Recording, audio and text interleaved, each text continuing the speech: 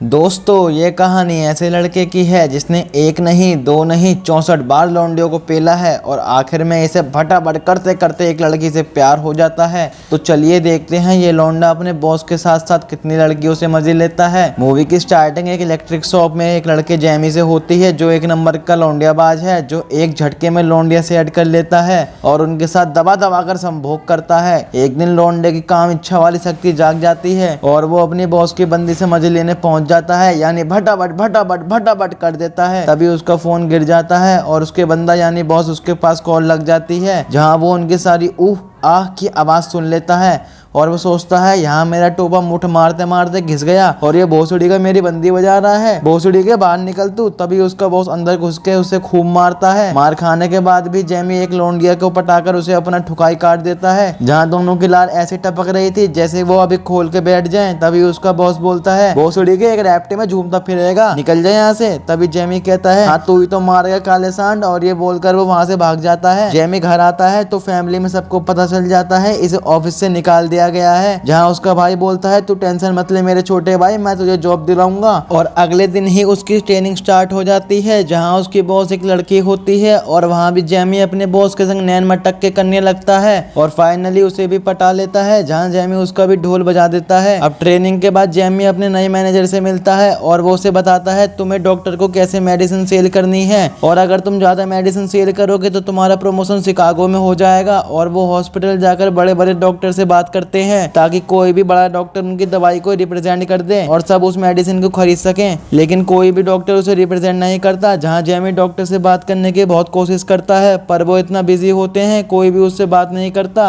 और बिना परमिशन के कोई अंदर नहीं जा सकता। अब वो वहां के रिसेप्शनिस्ट को पटा लेता है और वो कहता है तेरा पति नहीं आया तो हम तंबू गाड़ देंगे, तेरे पति का खड़ा ना हो तो याद रखना हम तेरा घोंसला फाड़ देंगे। ये सुनकर वो मुस्कुरा जाती है और वो कहती है कुंडी मत खड़काओ राजा सीधा अंदर आओ राजा। जहाँ काला भसांड के जंगलों में आग लग जाती है, जैमी अंदर जाके अपनी मेडिसिन के सैंपल रख देता है और दूसरी मेडिसिन को उठाकर कूड़े में डाल देता है। अगले दिन जैमी उस रिसेप्शनिस्ट के लिए फूल लाता है और उन्हें पटा के मेडिसिन रख देता है। ऐसा करते करते वो उस रिसेप्शनिस्ट के तितली का काला चमकाते उड़ा देता है। वहीं घर जाते टाइम लिफ्ट में जैमी को एक माल तोड़ लौंडिया मिलती है और वो उसे पटाकर उसका भी ढोल बजा देता है, यानी भटाभट भटाभट भटाभट कर देता है। वहीं जैमी और उसका मैनेजर एक बार में जाते हैं, वहाँ बड़े बड़े डॉक्टर्स आए थे। तभी जैमी का बॉस बोलता है ये डॉक्टर टॉप 10 की लिस्ट में आते हैं और अगर तुम इनको हमारी मेडिसिन दोगे ना तो दोस्त मौज आ जाएगी। वहीं अगले दिन जैमी उनमें से एक डॉक्टर को लाखों का चेक देकर अपनी मेडिसिन का एडवर्टाइजमेंट करने को बोलता है, जहां वो पैसा देखकर मान जाता है और जैमी को अपने कैबिन में बुलाता है, जहां पहले से ही एक डॉक्टर की पेशेंट होती है जिसका नाम मैनी होता है, जिसको एक अजीब सी बीमारी होती है और इस बीमारी में एक समय पर पूरा शरीर काम करना बंद कर देता है। जहाँ जैमी मैनी को देखकर बोलता है ना तीर से ना तलवार से तुझे तो मैं पेलूंगा जाने मन अपने बड़े बड़े हथियार से। वहीं मैनी जैमी को देखकर सोचती है ये तो साला शकल से बड़ा ठरकीला लग रहा है, कहीं यहीं पटक कर मुझे ना चोट दे। तभी मैंने डॉक्टर से बोलती है डॉक्टर साहब मेरे दूध की डेयरी में पता नहीं क्या हो रहा है, जरा चेक करोगे एक बार। अब वो जैमी के सामने अपनी मदर डेयरी खोल कर रख देती है। अब डॉक्टर भी इतना बड़ा संतरा देखकर बोलता है बेबी धुर्राटे काट रही है ओम फो।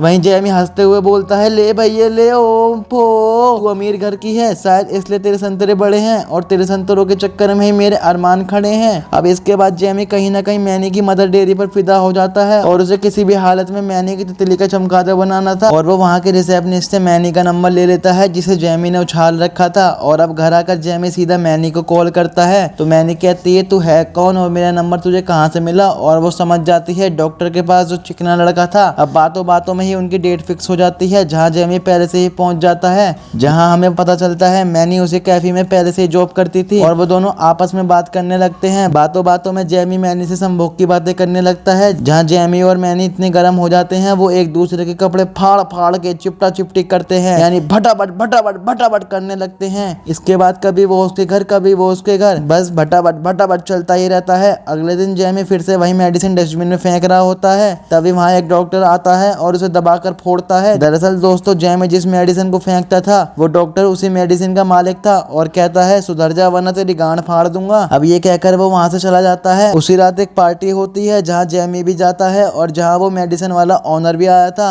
और उसे पता चलता है जेमी और मैनी का चक्कर चल रहा है। इससे उन दोनों में बहस हो जाती है क्योंकि वो उसका एक्स था और वो कहता है मैनी से दूर रहो और वो बिल्कुल अच्छी लड़की नहीं है। लेकिन ये सुनकर उसे बिल्कुल अच्छा नहीं लगता और वो अगले ही दिन मैनी के पास जाता है जहाँ मैनी 2 दिन के लिए बाहर जा रही थी, जहाँ जेमी उससे बात करने की कोशिश करता है पर वो बोलती है मेरा पीछा छोड़ दे यार, मैं तेरे लायक नहीं हूँ, और ये बोलकर वो चली जाती है। 2 दिन बाद जब वो वापस आती है तो वो जेमी को वहीं खड़ा देखती है और मैनी जेमी से बोलती है तुम 2 दिन से यहीं थे ना। तभी जेमी कहता है मेरी जान, मैं तुमसे बहुत प्यार करने लगा हूँ और मैं तुम्हारे बिना नहीं रह सकता। अब यहीं से इनकी लव स्टोरी चालू हो जाती है और वो दोनों एक दूसरे के साथ ज्यादा से ज्यादा टाइम स्पेंड करने लगे थे। अब तो जेमी ने न्यू अचीवमेंट हासिल कर ली थी और उसका प्रमोशन हो जाता है और इसी खुशी में वो वहाँ पर पार्टी रखता है जहाँ जेमी को लड़कियां अपनी तितली देने को तैयार हो जाती हैं। लेकिन जेमी उनमें से किसी को भी घंटा भाव नहीं देता और भागते हुए घर चला जाता है, जहाँ साफ साफ पता चलता है ये एक दूसरे को कितना प्यार करते हैं। इसके बाद हम देखते हैं मैनी की हालत दिन पर दिन बिगड़ती जा रही थी, जिससे वो काफी ज्यादा डिप्रेशन में जाने लगी थी। एक दिन मैनी को चुल मचती है और वो जेमी से लड़ाई करने लगती है और वो कहती है तुम अपनी लाइफ जियो ना यार, मेरे पीछे क्यों पड़े हो। तो जेमी कहता है आज नहीं तो कल तुम्हें सिसकी आएगी और जब मैं तुम्हें नहीं ठोकूंगा जाने मन तो तुम्हें हिचकी आएगी। और उससे डरकर मैनी कहती है मोहब्बत और जबरदस्ती अच्छी नहीं होती और तुम्हारा जब भी दिल करे आ जाना मेरी जान, तुम्हारे लिए हमेशा खोल दूंगी मैं अपनी दुकान। तो जेमी कहता है वक्त नहीं है रोने का क्योंकि वक्त है बच्चा होने का, तब क्यों नहीं रोई थी। तो मैनी कहती है बिल्कुल दर्द नहीं हुआ था। तो जेमी कहता है फिर क्यों कस के पकड़ देती थी, जब तो बड़ा चिपक चिपक कर सोती थी, जब किया है तो भरो, तब तो कहती थी मेरी जान थोड़ा सा और करो और करो, और ये बोलकर वो वहां से चला जाता है। अब मैनी बहुत रोती है पर बंदे को प्यार था और वो आकर उसे संभाल लेता है। अगले दिन जेमी मैनी को एक कॉन्फ्रेंस में लेकर जाता है जहाँ वो सब आए थे जिन्हें मैनी वाली बीमारी थी। तभी जेमी को वहाँ एक बुढ़ा मिलता है और वो कहता है तुम किसके साथ आए हो बेटा।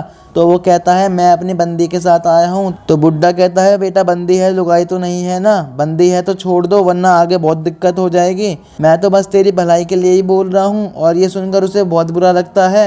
अब जेमी ठान लेता है वो मैनी का इलाज करवा के रहेगा और वो बड़े बड़े क्लिनिक और हॉस्पिटल में उसका ट्रीटमेंट करवाता है, पर मैनी ठीक नहीं होती और वो कहती है यार ये तुम किस लिए कर रहे हो, तुम मेरी बीमारी के साथ नहीं रह सकते लेकिन मैं रह सकती हूँ, तुम मुझे अकेला छोड़ दो। मैनी ये सब उसकी भलाई के लिए कर रही थी क्योंकि वो नहीं चाहती थी जेमी उसकी वजह से अपनी लाइफ बेकार करे, इसलिए वो जेमी से ब्रेकअप करके चली जाती है। जिसके बाद जेमी अपनी लाइफ में काफी आगे बढ़ गया था और उसे प्रमोशन मिल गया था और वो शिकागो जाने वाला था।